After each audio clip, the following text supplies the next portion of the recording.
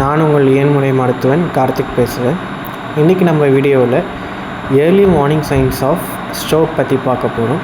பார்த்திங்கன்னா among young adult with the 15 to 20% of stroke patients under the age of 45 சொல்கிறாங்க. So comparing to பாஸ்ட்டில் எல்டர்ஸ்க்கு பதிலாக இப்போ யங்கர் அடல்ட்டுக்கு தான் under the age of 45 affect ஆகுதுன்னு சொல்லியிருக்காங்க. ஒவ்வொரு வருஷமும் இந்தியாவில் 1.5 to 1.8 மில்லியன் ஸ்ட்ரோக் கேசஸ் வருது. ஸோ எதனாலன்னு சொல்லி பார்த்தோன்னா lifestyle changes and stress and undiagnosed கண்டிஷனால் தான் யங்கர் இந்தியன்ஸ் அஃபெக்ட் ஆகுறான்னு சொல்லி நியூராலஜிஸ்ட் ரிப்போர்ட் பண்ணுறாங்க. ஸோ ஸ்ட்ரோக் தான் பார்த்திங்கன்னா second leading cause of death and third leading cause of disability in கண்ட்ரியில் இருந்தது. ஸோ ஒரு கண்ட்ரிலையும் பார்த்திங்கன்னா குறைஞ்சபட்சம் பீப்புள் அண்டர் 45 ஒன்லி 10% தான் அஃபெக்ட் ஆனாங்க. பட் இந்தியாவில் பார்த்திங்கன்னா அதோட டபுளாக இருக்காங்க. ஸோ இது எந்தெந்த பீப்புள் அஃபெக்ட் ஆகுறாங்கன்னு பார்த்திங்கன்னா urban professionals and IT workers and students with improper sleep schedules and high screen are showing early vascular risk.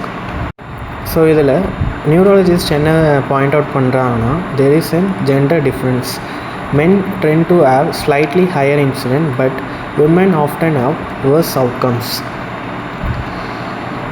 So delayed diagnosis and social barriers also play a major role for risk factor of stroke. So hormonal changes and menopause and pregnancy related complication can further elevate women riskன்னு சொல்லியிருக்காங்க. So next என்ன பார்க்க போகிறோன்னு பார்த்தீங்கன்னா early warning signs of stroke. So நம்ம பிரெயினை save பண்ணணும்னா ஒரு சிம்பிள் வேர்ட் ரிமெம்பர் பண்ணிக்கோங்க, that is B fast. So B ஃபாஸ்ட்னால் என்னென்னு சொல்லி பார்க்கலாம். ஃபஸ்ட்டு பீனா பேலன்ஸ். ஒரு பேஷண்ட் நீங்கள் சடனாக ஒரு ஸ்ட்ரோக் பேஷண்ட் பார்க்குறீங்க, இல்லை அவங்களுக்கு ஏர்லி வார்னிங் சைன் மாதிரி உங்களுக்கு தெரியுதுன்னா ஃபஸ்ட்டு அவங்களுக்கு பேலன்ஸ் இருக்கான்னு பாருங்கள். ஸோ அவங்களுக்கு ப்ராப்பர் பேலன்ஸ் இருக்காது, கோஆர்டினேஷன் இருக்காது, and they have difficulty in walking.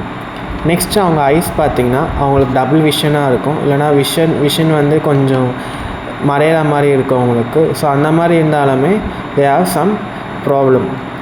தென் ஃபேஸில் பார்த்திங்கன்னா ஒன் சைடு ட்ரூப் ஆகும், தென் ட்ரூலிங் ஆஃப் சலைவாஸ் இருக்கும்.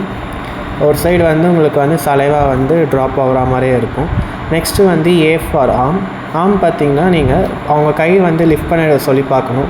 If they cannot able to lift the arm then you can find they heat stroke warning science.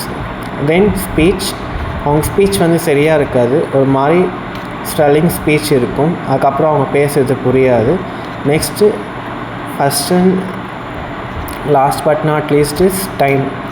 அப்படி ஏதாவது இந்த symptoms நீங்கள் கண்டுபிடிச்சிங்கன்னா உடனே நீங்கள் ஹாஸ்பிட்டலுக்கு அவங்கள கூட்டிகிட்டு போகணும் எமர்ஜென்சியாக.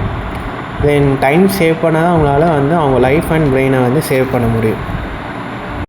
So every seconds counts, time is brain.